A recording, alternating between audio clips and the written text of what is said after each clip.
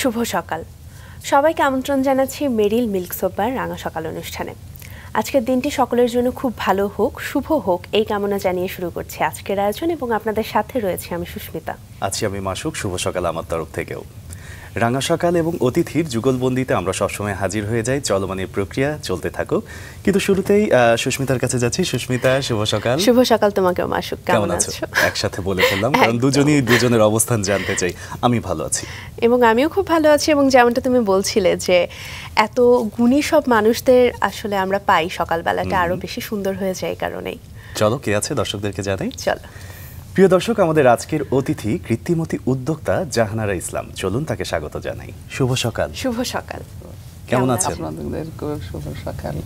আমি আল্লাহর রহমতে ভালো আছি এবং আপনাদের দুজনের মাঝে আজকে আমি উপস্থিত হয়ে নিজেকে অনেকটা প্রফুল্লিত এবং ধন্য মনে করতেছি। এবং আপনাকে পেয়ে আমাদেরও ভীষণ ভালো লাগছে। আজকে পুরোটা সময় জুড়ে আপনাকে জানার চেষ্টা করব, দর্শকদেরকে জানানোর চেষ্টা করব। ধন্যবাদ রইল আপনাদের সবাইকে। একদমই শৈশবে যদি যাই, শৈশব থেকেই শুরু করি। কেমন ছিল শৈশবটা সে সময়ের? শৈশব বলতে যখন যতটুকু থেকে আমার জ্ঞান হয়েছে সেটুকু বলতে পারবো। জি, অনেক ভালো ছিল। একটা আমার দাদার টিচার ছিলেন, তো মাস্টার আমরা মূলত দাদার অধীনেই ছিলাম। আমাদের বাসা মানে বাবা সরকারি চাকরিজীবী ছিলেন, কিন্তু আমার দাদা দাদি আমাদের সাথে থাকতেন এবং আমাদের দেখাশোনালে দেখভাল করা, পড়াশোনা সব ছিল দাদার উপরে। এবং আমরা সামাজিকভাবে কিভাবে প্রতিষ্ঠিত হতে, বিশেষ করে মেয়েরা কিভাবে হয় সেটা ছিল দাদির উপরে, আর ছেলেরা কিভাবে সেটা ছিল দাদার উপরে। দাদা এতটাই কনসাস ছিলেন যে ছেলেরা যারা ছিল তাদের দর্জি দোকানে গিয়ে যেন পকেট দেওয়া না হয় সেটার ব্যাপার। এর অর্থ হলে এই পকেট থাকলে পয়সা রাখার টেন্ডেন্সি হবে, টেন্ডেন্সি হলে সেখানে পয়সা এদিক ওদিক থেকে নিতে হবে। সেই জন্য আমার দাদা এতটাই কঠোর ছিলেন এই ব্যাপারে। আর আমার দাদি ছিল এরকম যে মেয়েরা একটু নমনীয় হয়ে সবাই একটু পোলাইট ব্যবহার হতে হবে, সবাই তার ব্যবহারে আকৃষ্ট হবে, এই শিক্ষাটা ছিল দাদির হাতে। তাই উভয়ে মিলে আমরা মোটামুটি একটা আদর্শ ফ্যামিলিতে বড় হয়ে উঠেছি। যৌথ পরিবার ছিল। যৌথ পরিবারের বলতে আমার চাকরি হলো আমরা দাদা দাদিকে নিয়ে যে মানে গুরুজনদেরকে অর্থাৎ বয়স্কদের যে শ্রদ্ধা ভক্তি এবং তাদের প্রতি কর্তব্য, এই নিয়ে আমাদের বেড়ে ওঠা, যা এখনকার যুগে খুব কম পাওয়া যায়। এটা আমরা কিন্তু এটা অঢেল ভাবে পেয়েছি। তাই আমরা নিজেদেরকে এখনো এই বয়সে এসে সমৃদ্ধ মনে করি। অতি পিছন তাকালে যে এরকম আদর্শ একটা জায়গা এখন খুব কম। আমরা চাকচিক্যে অনেক ভরপুর হয়েছি, কিন্তু এই সামান্য পাওয়ার ভিতরে যে এত বড় মানে গুপ্ত ধনের মতোই বলবো লুকিয়ে আছে, আমরা তখন সেদিন বুঝি নাই, আজকে বুঝতেছি। জি, শৈশবটা কোথায় কেটেছিল সেই সময়? আমার বাবা সরকারি চাকরিজীবী ছিলেন, তো বাংলাদেশের প্রায় 17টি জেলায় তখনকার দিনে আমাদের ঘুরে দেখা হয়েছে, থাকা হয়েছে এবং বিভিন্ন স্কুল কলেজে পড়েছি। আচ্ছা, আমি যখন ঢাকায় ছিলাম তখন মিশনারি স্কুল, যেটা সেন্ট মেরি বলে, সেখানেও পড়েছিলাম। সেখানে পড়ার সুবাদে আমার একটা ভালো অভিজ্ঞতা হয়েছিল যে একটা মানুষ কিভাবে সম্পূর্ণ নিজের উপরে দাঁড়াতে পারে, সব কিছু কাজ শিখতে পারে এবং ডিসিপ্লিন কি জিনিস সেটা খুব ভালো করে আমি সেখান থেকে শিখেছি। এবং তারই সাথে শিখেছি আমাদের যে টিফিন ছুটিতে একটা হতো আপনার এই খাতা পেন্সিল, যা একটা ছোট একটা সব টিফিন ছুটির এই আধা ঘন্টা সময়ের ভিতরে সবাই ছোট ছোট দোকান নিয়ে খুলে বসতো, যারা হোস্টেলে ছিল। আমরা যারা বাইরে থেকে আসতাম তাদের কাছ থেকে ওগুলো কেনা বেচা করতো ওরা। আমরা নিয়ে এইটুকু শিখেছি যে মেয়েরা এই পড়াশোনার ফাঁকে ফাঁকে কিভাবে ব্যবসায়িক হতে পারে, একটা কমার্শিয়াল একটা মনোভাব ওখান থেকে হয়। তার মানে আমরা এক প্রকার বলতে পারি যে আপনার উদ্যোক্তা হওয়ার শুরুটা স্কুল জীবন থেকে শুরু হয়েছে, ওরকম কিছু। এবং ওইটার সাথে সাথে এটাকে কিভাবে সুন্দর করা যায়, কিভাবে ডিসপ্লে, এই যে হিসাবের খাতাগুলো কিভাবে ওরা এই 5 মিনিটের ভিতরে গুছায়। এবং একজন সিস্টার ছিল, ওনার নাম ছিল সেন্ট মেরি, উনি আমাদের ক্লাস টিচার ছিলেন।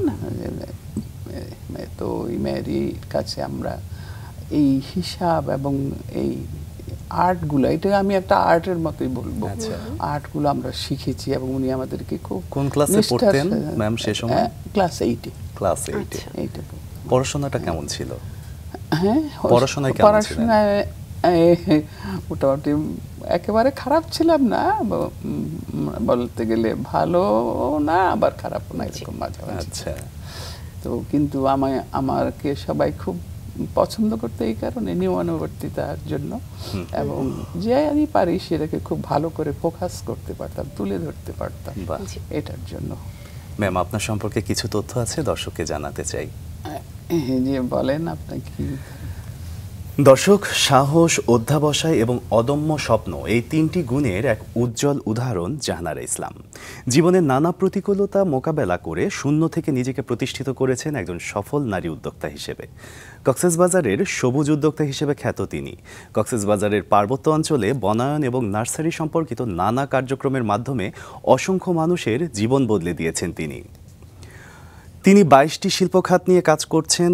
উখিয়া একটি নার্সারিতে ফলজ এবং বনজ মিলিয়ে 17,000-এর অধিক গাছ রয়েছে তার। এছাড়াও তিনি মাছ চাষ, মাশরুম চাষ এবং পশু পাখি পালন ব্যবসার সঙ্গেও যুক্ত আছেন। তার মাধ্যমে হাজারো পরিবারের কর্মসংস্থানের ব্যবস্থা হয়েছে, স্বাবলম্বী হয়েছেন অসংখ্য নারী। Cox's Bazar women chamber of commerce and ইন্ডাস্ট্রিজে তিনি বর্তমান সভাপতি। কাজের স্বীকৃতিস্বরূপ জাহানারা ইসলাম পেয়েছেন রাধুনী কৃত্রিমতী উদ্যোক্তা সম্মাননা 2024। চলুন আবারও তাকে জানি। স্কুল জীবনের কথা বলছিলেন যেমনটা, যে ক্লাস 8-এ পড়া অবস্থায় আপনার উদ্যোক্তা হওয়ার সূত্রপাত হয়েছে। পড়াশোনাতেও বেশ ভালোই ছিলেন আমি বলবো। স্কুল জীবনে আসলে মানুষ আরো অনেক কিছু করতে পছন্দ করে, কেউ খেলাধুলা। এরকম অবস্থায় জি জি, আমার মা স্বপ্ন দেখতেন যে আমাকে উনি কমার্স লাইনে পড়াবেন। আচ্ছা। এবং আমার মার খুব ইচ্ছা ছিল আমি এই সেক্টরে। আমার একজন মামা ছিলেন, ওনার নাম কাশেম কোং, এখনো আছেন। ওনার একটা এই আপনার ফার্ম আছে কাশেম কোং বলে, সেই ফার্মের উনি স্বত্বাধিকারী। তো মামা এবং আরেকটু স্বপ্ন দেখতেন যে আমাকে একজন চার্টার্ড অ্যাকাউন্টেন্ট কাছে। এই দুই স্বপ্ন একত্র করে আমাকে উনি কমার্স লাইনে পড়ানোর জন্য উদ্যোগ নিলেন। কিন্তু আমি যে সময় কমার্সে ভর্তি, সেখানে কোনো কমার্সে মেয়েরা বাংলাদেশে পড়তো। তখন আমার একটা ভাই ছিল, আমরা পিঠাপিঠি ভাই, আমরা ভাই বোন একত্রে আমরা একটা কলেজে ভর্তি হলাম। কিন্তু কলেজে ওই মেয়েদেরকে অ্যালাউ করতেছিল না, যেহেতু কারণ হিসাবে বললো যে সে কোথায় বসবে, জি জি, কোথায় বসবে কি। তখন আমার বাবা বললো যে আমার একটা ছেলে আছে, এর সাথে কোএডুকেশন পড়বে।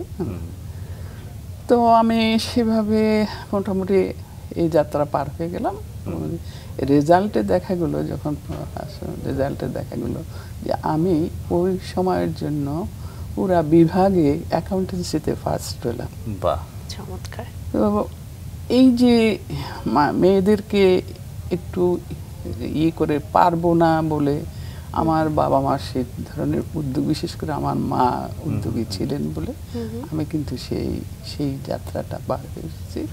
এবং আমার মার স্বপ্ন যেরকম ছিল যে একজন চার্টার্ড, পরে আমার যিনি আমার শাশুড়ি, উনি আমার মায়ের বোনও ছিল এবং ওনাদের সেই আমলে যেটাকে বলা হয় সই ছিলেন। জি, একটা খুব সুন্দর একটা ইয়ের ভিতরে। তো আমার বাবার দেখতে ওনারা সবাই প্রায় চাকরিজীবী, কিন্তু আমার যে শাশুড়ি ওনারা হলো আমার হাজব্যান্ডরা জমিদার পরিবারে। আমার চাচারা খুব একটা এগ্রি ছিলেন না যে এই ব্যাপারে আমার এখানে সম্বন্ধ হোক। এবং আমার যেখানে চিটাং এবং বরিশাল, আমার বাবার ভোলার অনেক দূরত্ব, কে দেখাশোনা। চাচারা কমেন্ট করলো যদি তাকে নির্বাসন দিতে চাও তাহলে ওখানে দিতে পারো। এখন মা ব্যাপারে বাবা একটু দুর্বল ছিল। বাবা বললো যে দেখো আমি তোমার ভাবিকে কথা এখন কি করি। আমার শাশুড়ি আমার মাকে খুব করে ধরলো যে এরকম। আর ওই যে আমার মামার কথা বললাম যিনি চার্টার্ড অ্যাকাউন্টেন্ট, ওই ফার্মেই ছিলেন। বিয়েটা শাশুড়ির কথা বলছেন আপনার বিয়েটা কোন সময় হলো? আমার 74 সালে বিয়ে হয়েছে। এটা কি পড়া অবস্থায়? আমি তখন ডিগ্রিতে পড়ি। ডিগ্রিতে পড়ছেন? বিকম। আচ্ছা।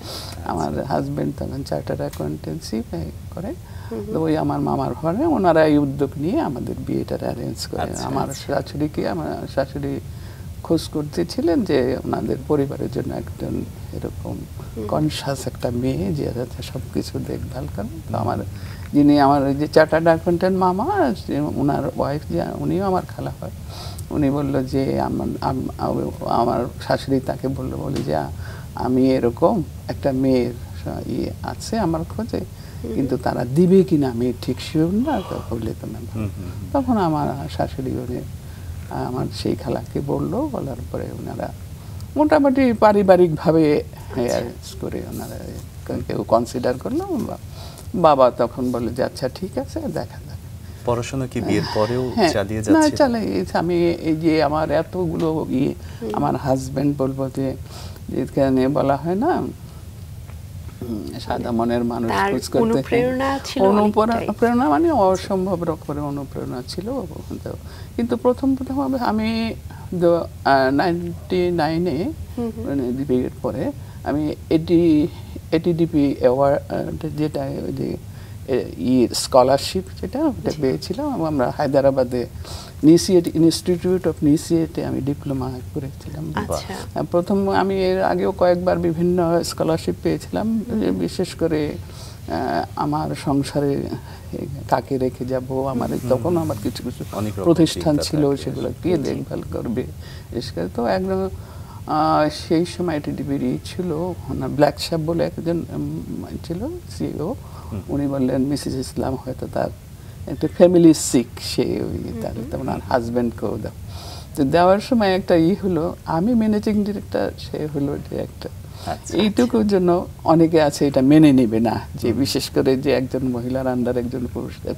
তা আমার হাজব্যান্ড এটা ওকে, এটা কোনো আমরা যে ট্রেনিং আমাদের প্রায় 1 মাসের মতো ট্রেনিং ছিল ওখানে, সে ঠিকই এই নিয়মটা আমার ব্যাগ, আমার আমার তার ক্যামেরা সব কিছু একেবারে ওই যে ওবিডিয়েন্ট যেরকম হয় ওরকম করে। অনেকে বলতো আমাদের সাথে যারা গিয়েছিল তারা বললো যে আপনি আরে বলেন না, এখানে ম্যানেজিং ডাইরেক্টর আন্ডারে আসছি। সেই মুহূর্তে আপনি বলছিলেন যে আপনার ফার্ম ছিল, সেই ফার্মের প্রসঙ্গে একটু বিস্তারিত জানতে চাই। হ্যাঁ, ফার্ম আমার তখন পোল্ট্রিতে আমি প্রথমে ব্যাকয়ার্ড পোল্ট্রি থেকে শুরু করে একেবারে কমার্শিয়াল ফার্ম। সেটা আপনার শ্বশুরবাড়ির এলাকাতে? হ্যাঁ, সবকিছু আমার এরপরে আমার বিয়ের পর থেকে আমি আমার শ্বশুরবাড়িতে আমার এই যে বর্তমানে এই কর্মকাণ্ড যাই করি না কেন সব তাদেরই অনুপ্রেরণা এবং তাদেরই সুবাদে আমি এতটুকু এগোতে পেরেছি। বিশেষ করে আমার শাশুড়ি, আমার আম্মা যখন আমাকে তাদের কাছে দিয়ে দিল তখন আমার খুব মন খারাপ ছিল।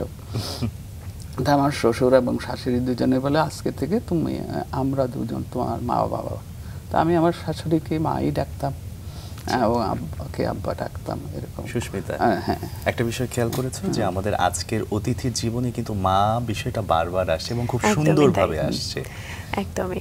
এবং মায়ের অনুপ্রেরণা আসলে একটা মেয়ের জীবনকে কতটা প্রভাবিত করতে পারে সেই গল্পটাই বারবার আসছে। সত্যি তাই। এবং আপনি বলছিলেন যে নতুন আরেকজন মাকে আপনি পেলেন এবং তারও অবদান অনেকটা আপনার এই পর্যন্ত আসার পেছনে। শাশুড়ির অবদান আমি যখন এই স্কলারশিপ পাই আমি যাব কি যাব না চিন্তা করে আমি দৌড়ে আমার শাশুড়িকে বললাম যে আমি এরকম। আমার শাশুড়ি বলে তুমি ওই নিয়ে ভেবো না, সংসার নিয়ে তুমি চলে যাও। আমার শাশুড়ি আমাকে সেই বললো উনি না ওরকম করে না বললে হয়তো আমার এই স্কলারশিপটা হতো না। ফার্মটা যখন শুরু করলেন সেটা কত সাল ছিল? 84-তে আমি কমার্শিয়াল ফার্মে চলে গেলাম। সেটা প্রথমে কি দিয়ে শুরু করলেন? প্রথমে ব্রয়লার মুরগি দিয়ে, বিমানের থেকে ব্রয়লার। কোন এরিয়াতে ছিল ম্যাম এটা? কক্সবাজারে, একদম মেইন শহরে ছিল। তো ব্রয়লার তো তখন সবাই খুব পছন্দ করতো না। আমরা অনেক চেষ্টা করে, কিরকম চেষ্টা, ব্রয়লার কিভাবে খায়, কিভাবে রান্না করে, প্রত্যেকের বাড়ি বাড়ি গিয়ে ড্রেসিং করে ভিতরে আবার টোকেন লাগিয়ে যে এটা কিভাবে রান্না করতে হয়, আবার মশলা দিয়ে ভিতরে এরকম করে স্কুলের ম্যাডাম থেকে আরম্ভ করে বিভিন্ন ধরনের গিফট দিয়ে আমরা কোনো বাসায় বেড়াতে গেলে একটা এরকম মুরগি নিয়ে গেছি। এইভাবে এরই সাথে সাথে আবার আমাদের তো কক্সবাজার অনেক হোটেল, এই হোটেলগুলাতে কিভাবে আপনার এটা এই বাড়ানো যায়, হোটেলের যারা বাবুর্চি আছে তাদেরকে কনভিন্স করিয়ে তাদেরকে টিপস দিয়ে এরকম করে আমরা ওই বাজারটা তৈরি করলাম। আমরা যখন শুরু করি তখন ব্রয়লার মুরগির কেজি ছিল 20 টাকা। আচ্ছা, বাচ্চার দাম ছিল আপনার 5 টাকা। কিন্তু দেখেন এতটুকু 20 টাকাইতে আমি প্রথম এর জন্য পুয়ালি ব্যাংকে অ্যাকাউন্ট খুলি। আমি অ্যাকাউন্ট খুলি 1 লাখ টাকা দিয়ে। অতএব বুঝতেই পারতেছেন যে কিরকম করে আমরা এই পথটা, কোথায় আমাদের অনেকে আছে অনেক রকমের অসৎ পন্থা হলো, আমাদের কিছুই করতে হয় না। ইনশাআল্লাহ এটা আমাদের জীবনের একটা গৌরব। সত্যিই তাই। আমি 90 সালে এটার উপরে আবার পোল্ট্রির উপরে রাষ্ট্রপতি পুরস্কার পাই। বাবা, সে বিষয়গুলো আমরা নিশ্চয়ই শুনবো ম্যাম। আমরা জানতে চাচ্ছি যে 1984 সালে যখন আপনি এই উদ্যোগটা শুরু করলেন, সে সময় আসলে এটা অনেক বেশি সাহসিকতার একটা কাজ, যে ধরনের উদ্যোগ গ্রহণ করা 100% চ্যালেঞ্জ। একদম। এবং এই চ্যালেঞ্জের পাশাপাশি যে বিষয়টা যায় যে অনেক সাপোর্ট দরকার হয়, কি ধরনের সাপোর্ট আসলে পরিবার থেকে পেয়েছিলেন? পরিবার থেকে সাপোর্ট হিসাবে তখন আমার হাজবেন্ড বলল, অনেক সময় প্রথমে আমি 100 মুরগি আনলাম, সেখানে মানে জ্ঞানের অভাবে, মানে পৃষ্ঠপোষকতার অভাবে, কারণ আমাদের এখানে যেটা লাইফ স্টক ডিপার্টমেন্ট, তারা তখনও একেবারেই এটা তাদের জন্য নতুন ছিল। কিন্তু আমি ওই বিভিন্ন পোলট্রি গাইড, বিশেষ করে ইন্ডিয়ান একটা ডেইরি গাইড, পোলট্রি গাইড, আমরা একটা খালাতো ভাই ছিল, সে আমাকে 3 বছরের গ্রাহক করে দিল, মানে একদিন গিফট হিসাবে তোমাকে। আমি সেটা পড়ি, রাত জেগে সব কাজের পরে এইটাকে পড়তে পড়তে স্বপ্ন দেখে তাই আমি এরকম একজন পোলট্রি ফার্মার হব। ব্রয়লার মুরগির যে এরকম একটা শেড তৈরি করতে হয়, একটা নির্দিষ্ট পরিমাণ জমি নিয়ে, ওগুলো বললাম আমার জমিদার পরিবারে বিয়ে হয়েছে, সে আমার শাশুড়ি আমাকে ওই ধরনের সাপোর্টের জন্য, আমি আমার শাশুড়ির কাছে অনেক কৃতজ্ঞ। উনি আমার জন্য যতটুকু করেছেন এজ এ শাশুড়ি হিসাবে, কয়েকটা এই বাংলাদেশে কয়টা শাশুড়ি, সেটা আসলেই ভেবে দেখার মতো। আমার শাশুড়ি, আমি যখন তখন আমার শাশুড়ি বলতে যে না, তোমাকে নূরজাহান হতে হবে, আমি তোমাকে এইভাবে দেখতে চাই, এরকম করে আমাকে অনেক অনুপ্রেরণা করে। এবং আমরা যতদূর দেখছি যে আপনি সেই পথে এগিয়ে যাচ্ছেন এবং অনেকখানি সফল আমরা বলবো। শাশুড়ির কাছে আমি আসলে খুবই কৃতজ্ঞ। তবে সে দিকে আমার আজকের দিনটা যদি উনি দেখে যেতেন, তাহলে আমি কয়েকটা অ্যাওয়ার্ড পেয়েছি, ওনাকেই প্রথম আমি নিয়ে গেছি আমার শাশুড়ি বুকে নিয়ে বলতে, এটা আমার বউ অনেক যতবারই পেয়েছি সবাইকে বলতো যে উনি এর আগেই পাওয়া উচিত ছিল, এরকম ছিল, মানে তার কনফিডেন্সটা এত, বিষয়টা এত সুন্দর এবং আপনার অভিব্যক্তি তার ব্যাপারে এত চমৎকার, আসলে একদমই তাই। এবং উনি যেখানেই আছেন আমরা নিশ্চয়ই যে ভাবছি যে হ্যাঁ তিনি ভালো থাকুন এবং তিনি নিশ্চয়ই গর্বিত আপনার জন্য। ম্যাম, পোল্ট্রি মুরগির পাশাপাশি আপনি সেই সময় বলছিলেন যে গরু মানে ডেইরি নিয়েও কাজ শুরু করলেন। পোল্ট্রি তো আমি 5টা সেক্টরে কাজ করেছি। প্রথমে কতগুলো গরু দিয়ে শুরু করেছেন? আমি একটা গরু দিয়ে শুরু করেছি, 4400 টাকা দিয়ে গরুটা কেনা হয়েছিল প্রথমে। পরবর্তীতে আমার ডেইরি ফার্ম করি, তারপরে পোল্ট্রি শুরু করি। এরপরে দেখা গেল যে আমি সবকিছু আমি সবসময় কিন্তু অ্যানালাইসিস করতাম, কতটা আমার সঞ্চয় থাকতেছে, আমার মানে দেশের সঞ্চয় থাকতেছে। তখন আমি একটা জিনিস দেখলাম, আমরা যেভাবে পোল্ট্রি কি করতেছি, আমাদের খাদ্যটা বাইরে থেকে আসতেছে এবং খাদ্য হিসাবে প্রায় 78% চলে যাচ্ছে বিভিন্ন খাতে বাইরে। এটা যেহেতু আমাদের এখানে উৎপাদন বাইরে থেকে ইম্পোর্ট করে আসতেছে, আসার পরে আমরা যেটুকু পাই সেটা দিয়ে যে সারপ্লাস থাকে, এটা থেকে আমাদের বিশেষ করে মহিলাদের আগানো একটু কঠিন হবে। তখন আমার চিন্তা আর একটু যখন পরিপক্কতা আসলো ব্যবসায়, আমার যেটা চিন্তা, আমি যে কক্সবাজার থাকি, এখানে সম্পদের কোনো অভাব নেই, এমন সম্পদ দিয়ে এমন কিছু তৈরি করব যে তা র মেটেরিয়ালসগুলো সব এখানেই পাওয়া যায়। সেই র মেটেরিয়ালসের হিসাব করতে করতে আমি মাশরুমকে নিলাম। শহরে একটা বর্জ্য ব্যবস্থাপনা খুবই মানে অপরিহার্য, মানে যেটাকে বলা হয় লেবার পেইনের মতো, যে এটাকে কিভাবে কক্সবাজার শহরটা যতটুকু এখানকার অধিবাসী পর্যটক প্রতি সপ্তাহে বহু লোকের এখানে সমাগম হয় এবং তারা সব শেষে দেখা যায় যে বর্জ্যই রেখে যাচ্ছে, তারা ঘুরে দেখতেছে শহরের সৌন্দর্য, আমরাও তাদেরকে কিন্তু রাখা হিসাবে তাই এই বর্জ্য কিভাবে মানে এই ফেলে দেওয়া কিভাবে জিনিস শোনা হইতে পারে এই চিন্তা আমি মাথায় রেখে আবার আমার ব্যবসাকে একটু আমি মাশরুমে হাত দিলাম। মাশরুম সেক্টরে হাত দেওয়ার পর দেখা গেল যে এখানে অনেক কিছু করণীয় আছে, যেমন আমাদের বীজ নাই, আমাদের টেকনোলজি নাই। আমি দেখতে দেখতে টিস্যু কালচার থেকে আরম্ভ করে মাশরুম বা থেকে বিভিন্ন প্রোডাক্ট কসমেটিক এসব সব করতে আমি শুরু করে দিলাম। আচ্ছা, পাশাপাশি কি পোল্ট্রিটাও চলছিল? হ্যাঁ, পোল্ট্রিটা আস্তে আস্তে ছোট করে নিলাম আমি। আমার গ্রামে যেখানে অন্যান্য আছে না, গ্রামের বিভিন্ন মহিলারা তাদেরকে মুরগি খাদ্য সাপ্লাই দিয়ে ওদের কাছে এটা। আমার তো নতুন কাজ করতে হবে আর অন্য কাজগুলো করতে। আপনার ব্যাপারে সবসময় একটা বিষয় লক্ষ্য করা যাচ্ছে যে আপনি সবসময় নতুন বিষয় নিয়ে কাজ করতে পছন্দ করছেন, উদ্যোক্তা বাড়ানো এবং কর্মক্ষেত্র বাড়ানো। এবং যে সময়টায় আপনি মাশরুম নিয়ে কাজ করেছেন বা আপনি ব্রয়লার মুরগি নিয়ে কাজ করেছেন সেই সময় হয়তো ঢাকাতেও এত বিস্তৃত ছিল না বিষয়গুলো। তো নতুন বিষয়ের ক্ষেত্রে সুবিধা হলো আমি একটা পর্যটন নগরীতে থাকি, তো আমার এই অ্যাক্টিভিটিস গুলো এতই রিলেটেড যে ওখানে এটার প্রসারের জন্য খুব একটা বেগ পেতে হয়নি। অন্যান্য দেখা গেছে ঢাকা শহরেও আসছে যানজট, এটা প্রচার আমার, যেমন আমি এক নামে প্রসিদ্ধ যে হ্যাঁ ওখানে একটা ভালো জিনিস পাওয়া যায়, যাই আমি বের করি না কেন তাতে একটা সুনাম অ্যাড হয়ে যাচ্ছে। এটা একটা ব্যবসার ক্ষেত্রে অনেক বড় ব্যাপার, সত্যি তাই, যে ভালো জিনিসটা পাবে। যেমন আমার এখানে একটা লেবু হতো গন্ধরাজ, যেটা আপনারা গন্ধরাজ লেবু, অনেক অনেক সময় দেখা গেছে যে 25 টাকা রিক্সা ভাড়া দিয়ে 5 টাকার একটা লেবু নিতে আসে। এটা একটা বড় ব্যাপার, সত্যি তাই। আপনি চিন্তা করে দেখেন একটা লোকের তার নিড কত থাকলে সেইটুকু জন্য সে মানে চিন্তা করেন আমি এটা কি খরচ করবো, বিবেককে ওইভাবে। তাইলে বিবেকটা কিভাবে সাধিত হচ্ছে আমাদের ভালো জিনিস তৈরি করার জন্য। এটা একটা উদাহরণ আমি ছোট করে বললাম যে আমরা যদি ভবিষ্যতে কিছু করতে চাই তাহলে এই ভালো জিনিসগুলাকে সামনে আনতে হবে। অবশ্যই তাই। চাকচক্য এখন সবকিছুতে অনেক দেখা গেছে যে একটা কেক হলে তাতে প্যাকেজিং থেকে আরম্ভ করে যেটুকু হয় হয়তো কেকের ভিতরে অতটুকু ম্যাটেরিয়ালস নাই। এটা আসলে আমাদের স্বাস্থ্যের জন্য ক্ষতিকর। আমাদের ওখানে যেতে হবে যা আমরা তৈরি করলাম সেটা থেকে আউটপুটটা বেশি আসুক। আমি যদি সেরকম কনফিডেন্স হই তাতে আমি একটা খালি হাতেও কিছু দিলে লোকে নিবে, কিন্তু আমার যদি কনফিডেন্স ওরকম না হয় আমি হাজারো মোরকে তাকে সোনা দিয়ে মরে দিল সেটা তার কাজে আসবে না।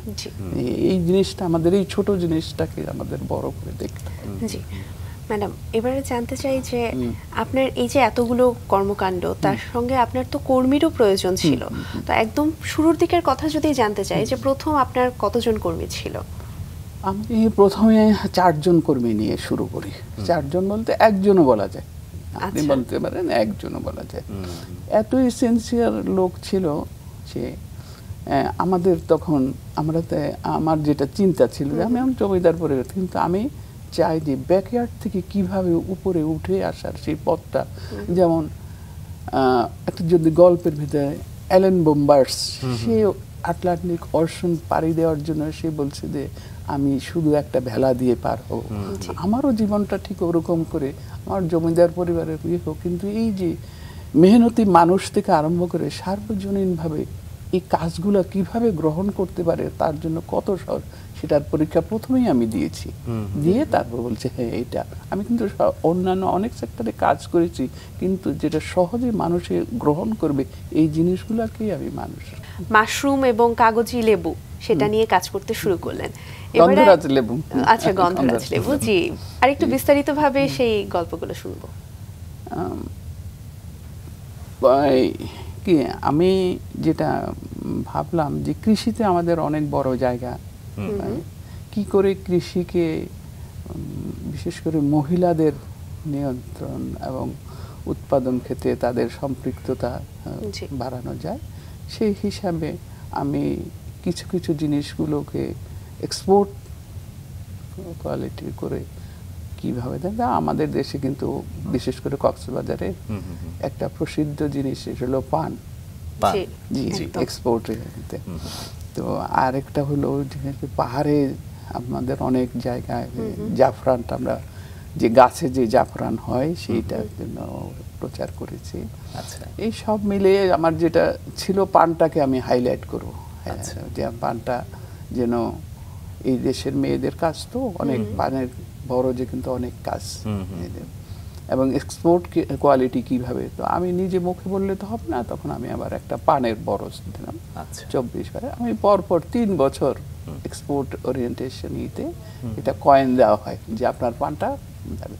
আমি টিকে গেলাম, বাহ, 1 বছর টিকতে অনেক মানে সেই জায়গায় 3 বছর পর পর আমি টিকেছি।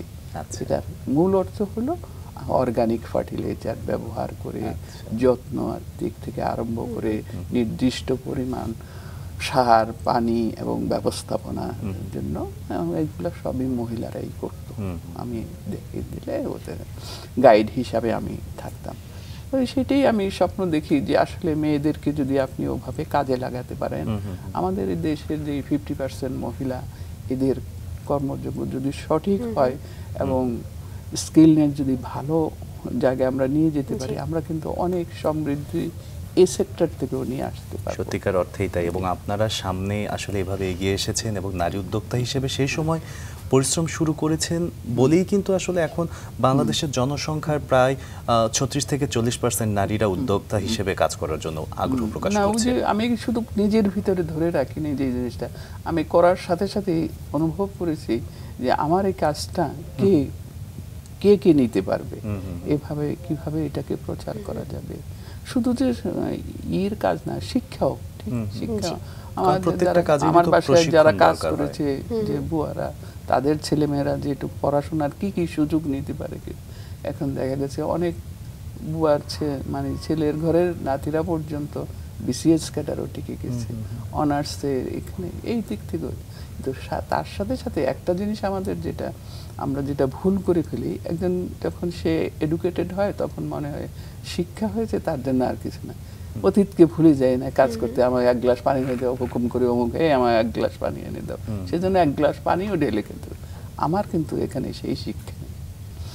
আমি যখন যেটাকে মনে করি যে এটা আমার কাজ, এটা আমি সম্পূর্ণ, এটার দায়িত্ব আমার, এই কারণে আমার এখানে যারা কাজ করে বা ট্রেনে, সেই সব জায়গায় টিকে। আমাদের এই হোটেলের শহরে দেখা গেছে যে 70,000-এর মতো অ্যাকোমোডেশন, তার মানে 70,000 চিন্তা করতে পারেন, 5,000 লোক ডেইলি মানে প্রতি মাসেই আমরা অ্যাডাপ্ট করতে পারি। এত বড় কর্মসংস্থান কোথাও কোনো ডিস্ট্রিক্টে নেই। একদমই তাই। ম্যাম, এবারে আবার একটু জানতে চাই, আপনি বলছিলেন আমাদেরকে যে মাশরুম থেকে নানা রকম কসমেটিক্স তৈরিও আপনি শুরু করলেন, সেই কাজটা প্রথম কিভাবে শুরু হয়েছিল? মাশরুম থেকে আমাদের অনেক মাশরুম হতে, ওয়েদারের কারণে আমরা কিন্তু কক্সবাজার খুব সুইটেবল মাশরুম উৎপাদনের জন্য, পাহাড়ের কন্ট্রাক্ট ফার্মে এসে আমি বীজ তৈরি করলাম, বীজ তৈরি নিজের জন্য। দেখো আমার হাতে এখনো আর একটু সুযোগ আছে যে আমি যদি এটাকে কন্ট্রাক্ট ফার্মে দিয়ে দিই তাহলে আরও বেশি। আমি ট্রেনিং দেওয়া শুরু করলাম, প্রায় 500 মেয়ের ট্রেনিং শুরু করলাম। কোথায়? মাদ্রাসাগুলাতে, মহিলা মাদ্রাসাগুলাতে টার্গেট করে। মেয়েরাও উৎসাহিত হলো কিছু। তো এখন সে উৎপাদন করে বিক্রি কোথায় করবে? তখন আমি বললাম যে এটাকে আর তোমরা শুকাইতে পারো এবং আমাদের এখানে সেল করতে। আমরা সেল করার পর প্রথম নিলাম স্যুপ, মাশরুম স্যুপ আমাদের বের হলো, মাশরুম স্যুপ। এরপরে মাশরুম কসমেটিক বের হলো, বিশেষ করে ফেস ওয়াশ যেটা, ওইটা বললেন 28টার মতো কসমেটিক্স আছে হলো সিহুইড থেকে। এখানে আমাদের 3টা, শুধু স্যুপ আর ফেস ওয়াশ আমরা ব্যবহার। স্যুপই কারণ অনেক লাগে, অনেক মাশরুম লাগে বীজের জন্য। আবার এখন আবার তাজা মাশরুম একটা পিকেলস বের করেছি আমরা মাশরুম থেকে, সেটা হলো আপনারা দেখছেন ব্যাম্বো শুট, মানে বেবি ব্যাম্বো যেটা, এটার সাথে মাশরুম দিয়ে আর সিহুইড দিয়ে আমাদের এটা বিএসটির অনুমোদন আমরা এই বছর পেয়েছি। ইনশাআল্লাহ আপনাদের হাতে একদিন এসে পৌঁছে যাবে। জি হ্যাঁ, এটা। আর এই কাজ শেষ করার পরে মাশরুম আমি তখন আমার বললাম ব্লু ইকোনমির দিকে আমি নজর দিলাম। দেখা গেল যে এটা অবশ্য আমি প্রায় 30-40 বছর ধরেই ছোট ছোট ছোট ছোট, কারণ এটা তো খুব প্রচলিত না, বললেই একদম হু করে বাজার ঢুকবে না, এবং এটাকে কনফার্ম হইতে হবে কতটুকু আমি পারবো। 2005 সাল থেকে এটা মোটামুটি ইউনিভার্সিটি লেভেলে যারা ওশনোগ্রাফি বা ওই ধরনের সমুদ্র বিজ্ঞানের সাবজেক্টগুলোতে এটা অ্যাড হলো। তারপরে পরীক্ষামূলকভাবে আমাদের এখানে আসো, পরে আমাদের এটা কে করে আস্তে আস্তে জানতে জানতে বললো যে অমুকের কাছে। এই তথ্যটা কিন্তু আমি এটা যে আমাদের দেশে একদিন মূল্যবান হবে এটা পেয়েছিলাম। আমি আমার সাথে একজন জাপানি ভদ্র মহিলার হয়েছিল, তারা আমাদের ওখান থেকে উঠে এই সিহুইডগুলাকে সংগ্রহ করতেছিল। আমি তখন তাকে জিজ্ঞাসা করলাম এটাকে, বলে তোমাদের দেশে এটা এত অ্যাভেলেবল, তোমরা খুব লাকি। তখন আমার হলো যে আরে এটা তো আমরা করতে পারি। এই শুরু হয়ে আপনার দেখতে দেখতে আজকের এখানে আপনার হয়তো কিছুদিনের ভিতরে দেখতে পাবেন যে বাংলাদেশ এই যে আমরা কি সবচেয়ে আমাদের ঝুঁকি কি, আমাদের হলো কার্বন। এই কার্বন নিঃসরণ থেকে আমরা কিভাবে, আমরা যদি সিহুইড চাষ করি তাহলে আমাদের একটা বিরাট একটা আমাদের বিশাল সমুদ্র, আমরা 3 ভাগের মানে 1 ভাগে 2 ভাগে আমাদের সমুদ্রে বেষ্টিত। সেইটা যদি আমাদের কাজে লাগাই তাহলে আমাদের এইরকম 3টা বাংলাদেশ আমরা তৈরি করতে পারবো, এবং সেই সাথে কার্বন আমাদের নিঃসরিত হবে, জলবায়ুর দিক থেকে আমরা অনেকটা নিরাপদ হব। এই ঝুঁকি নিয়ে আমরা 3টা প্রজেক্ট নিয়েছি।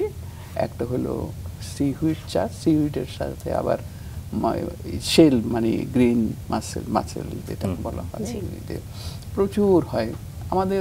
এই যে বঙ্গোপসাগরের এই অবারিত সম্ভাবনা, এটাকে তুলে ধরার জন্য এই যে একটা মাধ্যম, এটা মানে কল্পনা করা যায় না আমরা কত বড় স্বর্গে আছি। বিধাতার এই আশীর্বাদ আমরা কেমন করে কাজে লাগিয়ে কবে আমরা এটাকে দেখাইতে পারবো, সেই সম্ভাবনার স্বপ্নে আমি সবসময় বিভোর। জি, আপনাদের মতো মানুষরা স্বপ্ন দেখছেন বলেই আমরাও স্বপ্ন দেখি যে বাংলাদেশ এভাবেই এগিয়ে যেতে থাকবে। এবং মাসুক আপনার সম্পর্কে যখন জানা ছিল তখন বলছিল যে মাছ চাষ নিয়েও আপনি কাজ করছেন, সেই মাছ চাষের কথা এবারে জানতে চাই। ভিতরে আমরা আমাদের যে মিঠা পানির যে মাছটা চিন্তা করলাম, যে মিঠা পানির মাছের সাথে লবণ পানির মাছ কিভাবে সংযুক্ত করে কতটা সুস্বাদু করা যায়, হ্যাঁ আমরা সেই নিয়ে আমাদের বিভিন্ন প্রজেক্ট বললাম না, আমাদের জমিদার পরিবারে বিয়ে তাদের অনেক বড়, কিন্তু এটাকে সায়েন্টিফিক ভাবে মানে আয় বর্ধক করার জন্য আমি প্রচেষ্টা শুরু করলাম। এবং এখান থেকে আমার দেখে এই বিশেষ করে এগ্রিকালচার সাইডটা একদম মানে বলে স্বপ্নের সিঁড়ি বেয়ে উঠে যাওয়ার মতো একটা পথ আমি দেখাতে পারছি। এটার জন্য আমি লাখ শুকরিয়া আল্লাহর দরবারে। এবং মানুষ যে আমাকে ওইভাবে রেসপেক্ট করে, একজন তারা এভাবে মেনে নিচ্ছে যে আমার কাছে কোনো ফাঁকি নেই। পৃথিবীতে এই অর্জন যে কত বড়, আমি হয়তো পাই বলে আমি বুঝতে পারি না, কিন্তু যে না পাবে সে বুঝতে পারবে এটা কত সত্যি বড় পাওয়া। ম্যাম, আপনার সঙ্গে আমরা যখন অফ স্ক্রিন গল্প করছিলাম তখন জানতে পেরেছি যে আপনি লবণ নিয়েও কাজ করছেন। এই যে লবণ নিয়ে কাজ করা, এবং শুধু লবণ নিয়ে না, আপনি জীবনের ধাপে ধাপে যে বিষয়গুলো নিয়ে কাজ করেছেন সুস্মিতা, আমরা লক্ষ্যই করেছি যে আপনি খুব জীবন ঘনিষ্ঠ জিনিসগুলো নিয়ে কাজ করেছেন। লবণ নিয়ে কাজ করার চিন্তাটা কোথায় থেকে আসলো? লবণ নিয়ে কাজ করা, যে আমার এই লবণটা কিভাবে মেয়েরা কাজ করে এটাকে ভ্যালুয়েবল করতে পারবে। ঘুরে ঘুরে দেখলাম যে কোরিয়াতে যে লবণটা আপনার ব্যাম্বু সল্ট, এই উপাদানগুলি সবই আমাদের কাছে আছে, তাহলে কেন আমরা বসে থাকবো? আমি নিজেই শুরু করলাম এই লবণ। যে 5 টাকার লবণ বর্তমান ওয়ার্ল্ড মার্কেটে আপনি গুগল সার্চ করে 26,000 টাকা। আপনি কি কল্পনা করতে পারেন? আমরা যেই ব্যবসায়ী করি না কেন কখনো আমরা ওখানে যেতে পারবো না, কিন্তু আমরা এটা ইজি করতে পারি। আমি নিজেই শুরু করলাম, কারণ আমি জানি আমার নিজের পরিধি যেটা সম্ভব সেটা অপরকে বলতে পারবে যে হ্যাঁ তুমি এটা করো। আমি এটাকে 17 বছর 2017 সালে আমি এটাকে মোটামুটি একটা ফর্মে নিয়ে আসি, এবং 22 সালে আমরা এটা বিচ কার্নিভালে প্রথম করি, যে এই বাংলাদেশের ইতে আর কোরিয়া নয়, বাংলাদেশেই পাওয়া যাবে ব্যাম্বু সল্ট, এরকম একটা সার্কুলার। ব্যাম্বু সল্ট বলছেন? হ্যাঁ, ব্যাম্বু সল্ট। আমরা যতদূর শুনেছি যে কোরিয়াতে এই লবণের ব্যবহারটাকে, বা এই লবণ বিশেষ করে এই লবণের ব্যবহারটাকে উপাসনার পবিত্র কাজ মনে করা হয়। তো আমরা তো ধরেন ওইটা না, কিন্তু আমাদের এটা যদি ওই ধরনের কাজ আমার শরীরটা থেকে যদি টক্স ফ্রি হয়ে যেতে পারে, আমরা কেন এটা ব্যবহার করবো না? এটা আমাদের তো বর্তমানে আমরা করে আমাদের প্রায় 10,000 টাকার ভিতরেই আমরা দিতে পারি, এবং দিয়ে বাইরের কয়েকটা দেশের সাথে আমরা কথাবার্তা বলেছি। তো আমাদের আইএসও সার্টিফিকেট এবং হালাল সার্টিফিকেটটা হলে হয়তো আমরা এটা তৈরি প্রক্রিয়াতে কি বিশেষ কোনো বিষয় আছে যেটার জন্য বিশেষ এটা এত ধাপ স্পেশাল? আছে, বিশেষ শ্রম, যেমন এটাতে 5 এলিমেন্টস থাকে হয়, আপনি মাটি, পানি বা এই লবণ, সূর্য তাপ, এগুলো সব মিলিয়ে এগুলো সবই আমাদের এখানে আছে। আচ্ছা জি। আর বনায়নকে ই করতে পারবে, এটার সবচেয়ে বড় এটা হলো যে পাইন গাছের গাছ দিয়ে আপনি এটাকে জাল দিতে হবে। ওইটার থেকে যে একটা নিঃসরণ পাইন গাছ থেকে ওইটা ওই লবণের ভিতরে যায়, যাতে আপনার শরীরের দীর্ঘায়ু, আপনাকে আপনার জীবনী শক্তিগুলাকে আবার সজীব করে তুলতে পারে। হ্যাঁ, এগুলার অনেকগুলো ছোট পরিসরে বললে তো আর শেষ করতে পারবো না, কিন্তু যে আমরা এটা পেরেছি এইটুকু জানিয়ে গেলাম যে হ্যাঁ আমার দেশে এটা এখন পাওয়া সম্ভব। আরো একটু বিস্তারিতভাবে যদি জানতে চাই যে এই যে ব্যাম্বু সল্ট, এবং আপনি বলছিলেন যে বিদেশে এটার চাহিদাটা অনেক বেশি, আপনাদের দেশেও আছে। জি, আমাদের দেশে এখনো সেইভাবে অনেকে জানেও না। যারা জানে না তাদের উদ্দেশ্যে যদি একটু জানাতেন যে আসলে আমরা এটা কোথায় পেতে পারি, মানে আপনারা এটাকে বাজারজাত কিভাবে করছেন? আমার অনেকগুলো কাজ তো ভাবলাম এই কাজটা আমি আমার চেম্বারে, যেটা আমি যখন চেম্বার মেয়েদের তো একটা আইডেন্টিটির দরকার আছে, এই জন্য এই কারণে প্রসিদ্ধ। আমরা ব্যাম্বু সল্টটাকে আমি আমার এই আবিষ্কারটাকে আমি এই কক্সবাজার ওমেন চেম্বারে মানে তাদের জন্য এটা আমি উৎসর্গ করে দিয়ে গেছি। আমরা ব্যাম্বু সল্ট নিয়ে অনেক কিছু শুনছিলাম, কিন্তু আমার মাথায় একটা বিষয় কাজ করছিল যে ব্যাম্বু সল্ট নাম হচ্ছে, কিন্তু ব্যাম্বুর ব্যবহারটা আসলে কি?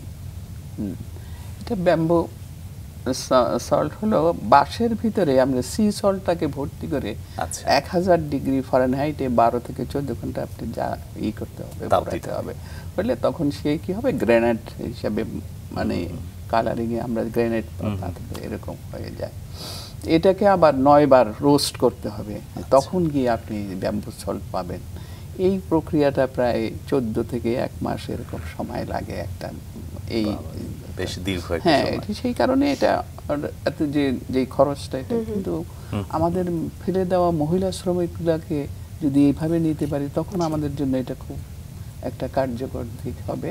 আমি যেটা মনে করলাম আপনাদেরকে বলবো, যেহেতু আমি এখানে এসেছি, আমার সবচেয়ে যেটা ভালো লাগলো সেটা হলো আমাদের কক্সবাজারের মেয়েরা যদি লবণের উপরেই সবাই যদি একটু সহানুভূতি নেয়, তাহলে এটা সম্ভব।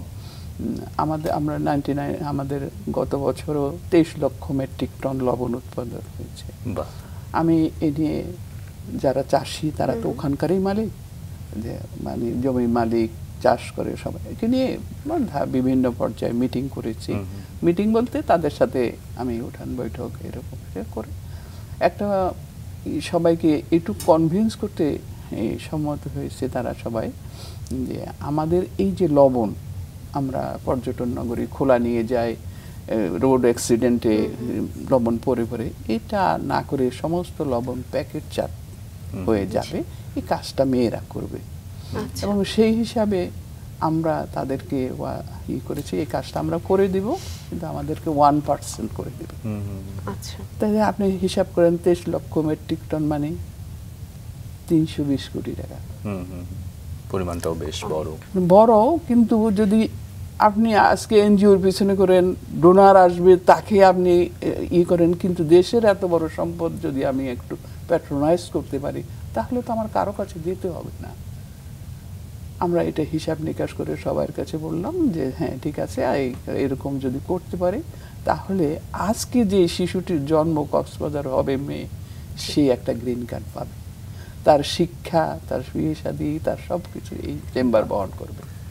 আমরা এই ধরনের একটা উদ্যোগ নিয়েছি, এবং প্রত্যেক ডিস্ট্রিক্টই পারে, যে এক একটা, যেমন ধরেন রাজশাহীর কথা নেন, তাদের 35 লক্ষ মেট্রিক টন আম হয়, তারা যদি একটু না যায়, অনেক জিনিস নষ্ট হয়ে পচে যায়, কিন্তু গোড়া থেকে যেন না হইতে পারে, উপযোগী করে তোলার জন্য কাজটাও হবে, টাকাটাও আসবে, এরকম প্রত্যেক ডিস্ট্রিক্টই পারে। জি ম্যাম।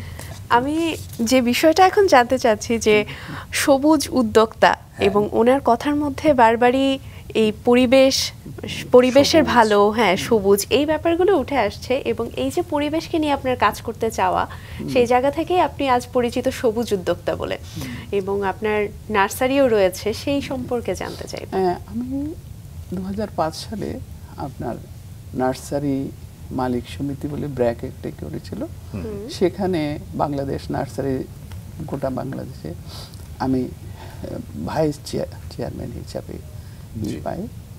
তো এই সুবাদে নার্সারিতে কি কি চারায় আমরা সমৃদ্ধ হতে পারি এবং প্রশিক্ষণগুলা কি কি হলে আমাদের আয় বাড়বে, সেই ব্যাপার নিয়ে আমি অ্যানালাইসিস করে আমরা স্টেভিয়া বলে একটা গাছ আছে, চিনির চেয়ে 300 গুণ মিষ্টি বেশি। দুটা কাজ আমাদের, একটা হলো তামাককে অপসারিত করে স্টেভিয়াকে যদি ওখানে বসানো যায়, চাষি তৈরি করা যায়, তাহলে আমাদের পরিবেশ অনেকটা রক্ষা পাবে এবং আমাদের এই যে দূষণগুলো আমরা ছড়াচ্ছি এখান থেকে কিছুটা মুক্তি হবে। এটা দুটাই আপনার ভ্যালুয়েবল হইতে হবে। এখন এক একর জমিতে আপনি যদি তামাক চাষ করেন পাবেন 83,000 টাকার মতো, এরকম এত ভর্তি। কিন্তু 1 একর জমিতে যদি আপনি স্টেভিয়া চাষ করেন তাহলে পাবেন 5 লাখ টাকা। আপনি চাষিকে মোটিভেট করতে হলে তাকে ইকোনমিক্যাল প্রমোট করতে হবে। যখন এটা ওরা জানতে পারবে যে হ্যাঁ এটা থেকে আমার এই আয় হবে এবং আমার পরিবেশকে এরকম রক্ষা করতে হবে, অটোমেটিক আপনার এটার জন্য কোনো আইন করতে হবে না। আইনটা হলো এইভাবে এরকম করে। ম্যাডাম, আপনার চিন্তার প্রত্যেকটা ধাপে ধাপে আমরা যেটা লক্ষ্য করছি যে সমাজকে এগিয়ে নিয়ে যাওয়া, নারীদেরকে এগিয়ে নিয়ে যাওয়ার ব্যাপারে আসলে আপনার সমস্ত মনোনিবেশ। আপনার কাছে জানতে চাই যে ওমেন্স চেম্বার অফ কমার্স ইন্ডাস্ট্রিজের আপনি সভাপতি বর্তমানে, এখানে কি ধরনের দায়িত্ব পালন করছেন? হ্যাঁ, এখানে তো আমাদের এটা মানে হলো 2023 সালে পেয়েছে, কিন্তু এই 23-এর আগের যে ধাপগুলো ছিল একা নিজেই উদ্যোগ নিয়ে বিভিন্ন সেক্টর, কারণ মেয়েরা আমি যদি বলি এই চাঁদা দিতে হবে, এটা সম্ভব ছিল না। সব কিছু গুছিয়ে আজ অবধি পর্যন্ত দেখতেছি যে কিভাবে মেয়েরা আরো বেশি এগিয়ে যাবে। এখন একটা পর্যায়ে আসছে, এখন এই যে আপনাকে বললাম যে এই যে ধাপগুলো যদি সাকসেস হয় এবং হবে ইনশাল্লাহ, এটার জন্য আমরা সেইভাবে, তো সেইখানে আপনি মনে করেন যে এটা একটা আমাদের কক্সবাজারের উমেন চেম্বার একটা মডেল হইতে পারবে। সত্যি চমৎকার। আর সবুজ উদ্যোগ যেটা বলে, আমাদের এই যে নার্সারি বললাম না, আমাদের পুরো এনভায়রনমেন্টের যেই বাঁধটা এত কষ্ট করে করে, এটা যদি আমরা ন্যাচারাল এনভায়রনমেন্ট করতে পারি, মানে 5 স্তর বিশিষ্ট গাছ দিয়ে বাইরের সাইডটাকে যদি আমরা বেঁধে দিলে প্রতি বছরে এরকম ভাঙনের সম্মুখীন হবে না। সেই গাছগুলাকে আমরা চয়েস করেছি, যেমন গোলপাতা, খেজুর। আমাদের এখানে যা হয় দুটাতে মানে একে অপরকে ধরে রেখে এটা ন্যাচারাল আপনার এনভায়রনমেন্টের হবে, আপনি পরিবেশও থাকবে ও আপনার ওই বাঁধটাও থাকবে এবং সেটার সাথে আপনি আরো অনেক কিছু, যেমন আমরা যোগ করেছি যে এই যে কেওয়া বনগুলোতে আমরা মুক্তার চাষ করতে পারি, আয় বাড়ানো। ম্যাম, এই উদ্যোগটা কি শুরু করেছেন? হ্যাঁ, শুরু করেছি আমরা, অলরেডি শুরু করেছি। এবং ভিতর সাইডে যে সুপারি গাছ, ওখানে আমরা গোলমরিচ, ভ্যানিলা, বিভিন্ন গাছগুলাকে দিয়ে শুধু এক সুপারির আয় দিয়ে হবে না, এটাতে আরো অনেক কিছু অ্যাড করতে হবে, তখন আমাদের যে শ্রমটা ন্যায্য। কক্সবাজার যেহেতু আমরা জানি যে দুর্যোগপূর্ণ একটা এলাকা এবং প্রতি বছরই আমরা দেখি যে সমুদ্রের জলোচ্ছ্বাসে অনেক স্থানীয় লোকরা ক্ষয়ক্ষতির শিকার হয়, তো এই ক্ষেত্রে এই যে আপনি পরিবেশ ভিত্তিক উদ্যোগগুলো নিচ্ছেন, আপনার কাছে কি মনে হয় যে কক্সবাজারে এই যে এইসব প্রাকৃতিক দুর্যোগ মোকাবেলার ক্ষেত্রে কতটা? অবশ্যই, আপনি যে ন্যাচারাল এনভায়রনমেন্ট যদি সাকসেস হয়, আমরা কিন্তু এতটা ঝুঁকির ভিতরে থাকবো না ইনশাল্লাহ। আমাদের পরিবেশ যেমন ভালো হবে, জলবায়ু যেরকম আমরা দূষণমুক্ত করতে পারবো, সেই সাথে সাথে আমাদের ইকোনমিক্যাল সাইডটা ডেভেলপ হয়ে যাবে অনেক বেশি। কিন্তু এটাকে সার্থক করার জন্য, মানে এটা বাস্তবায়িত করার জন্য এখন থেকে উদ্যোগ নিতে হবে। অবশ্যই। জি ম্যাডাম, আপনি উদ্যোগের কথা বলছিলেন, আমরা যতদূর দেখছি যে কয়েক দশকের অভিজ্ঞতা নারীদেরকে নিয়ে কাজ করার আপনার।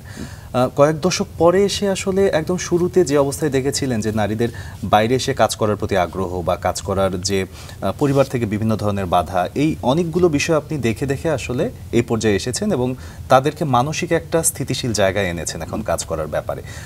আপনার পরিবর্তনটা আসলে বা পরিবর্তনের গতিটা আসলে কি রকম মনে হচ্ছে? পরিবর্তনের গতিটা যে পরিবর্তন করতে চায় তার উপরে নির্ভর করে। আমি যদি অসৎ কথা বলে সতের উদাহরণ দিই তাহলে তো হবে না। অসৎ হলে আমাকে দুইটার দিকই সমান হতে হবে, যেটা কারণ এখন পৃথিবীটা তো উন্মুক্ত, আমি কি করি না করি বা সবাই জানে। সেই জানার চোখটা খুলে যদি কাজ করা যায় তাহলে খুব বেশি কষ্ট পেতে হবে না, এবং এই আস্থাটুকু আপনাকে অর্জন করতে হবে যে উনি ভালো কথা বলে, আমার একটা ওয়াইফ বা একটা মেয়েকে যদি আমি ওখানে দিই আমার মেয়েটা খারাপ হবে না, এই আস্থা আপনাকে অর্জন করতে হবে। সেই আস্থা আপনি অর্জন করেছেন এবং সে কারণেই আপনি আজ আমাদের যে কারণে আরো বেশি মাছরাঙা পরিবারের কাছের মানুষ আপনি, যে সম্প্রতি রাধুনী কীর্তিমতী সম্মাননা 2024 আপনি পেয়েছেন। সেই রাধুনী কীর্তিমতী সম্মাননা পাবার সেই সময়টার কথা আপনার থেকে একটু জানতে চাইবো, যে তারা কিভাবে আপনার সঙ্গে যোগাযোগ করলো এবং সেই মুহূর্তে অনুভূতিটা কি ছিল?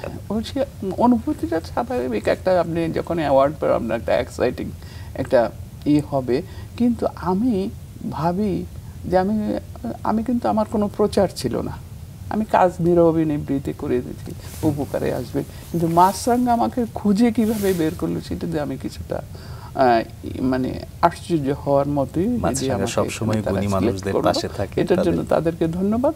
এবং যখন আমি এটা দেখলাম তারপরেও আমি কিন্তু সবকিছু পরখ করি যে কে কত, আমার কাছে মনে হয়েছে ওরা খুব নিবিড় ইতে কাজ করে যাচ্ছে, কিন্তু রুট লেভেলে যেখানে কাজ করে তারা খুব সিনসিয়ার ভাবে কাজ করে। আমি তাদের কাজের উপরে অনেক সন্তুষ্ট এবং ভবিষ্যতের জন্য আরো বেশি গতিশীল হতে পারে তাদেরকেও কিছু সহযোগিতা উপর কর্তৃপক্ষ থেকে করতে হবে, কারণ সবাই সবকিছু নেচে নেচে অ্যাকসেপ্ট করে না, এটার জন্য কিছুটা সময় দিতে হয় এবং তাকে এফোর্ট দিতে হয়। জি ম্যাডাম, রাধুনী কীর্তিমতী সম্মাননাটা আসলে তো বিভিন্ন সেক্টরে দেওয়া হয়, আপনি মূলত কোন সেক্টরের জন্য সম্মাননাটি পেলেন? সেরা উদ্যোক্তা হিসাবে পেয়েছিলাম।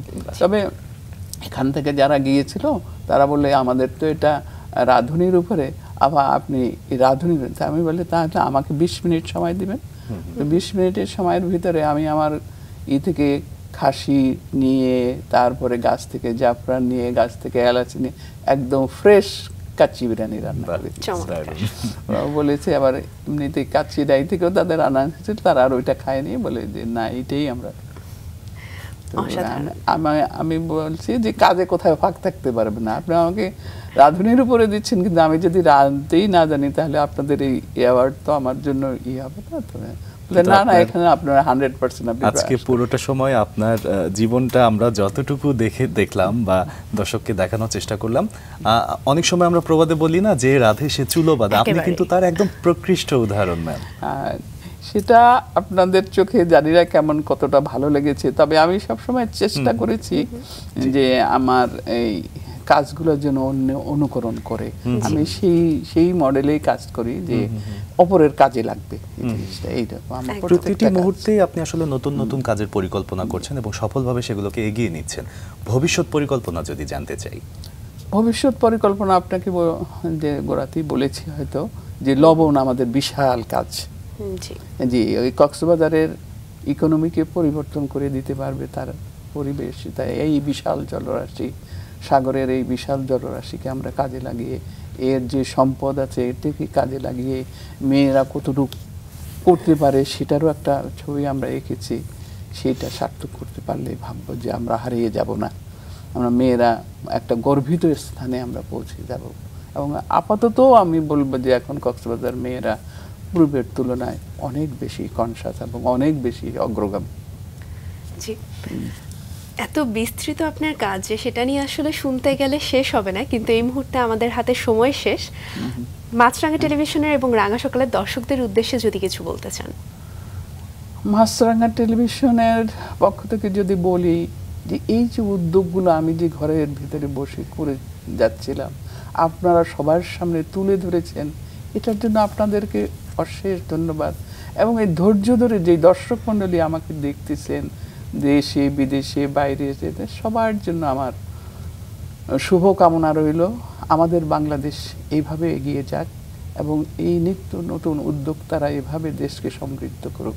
আমরা আমাদের সম্পদ দিয়ে আমরা দেশকে সমৃদ্ধ করতে চাই।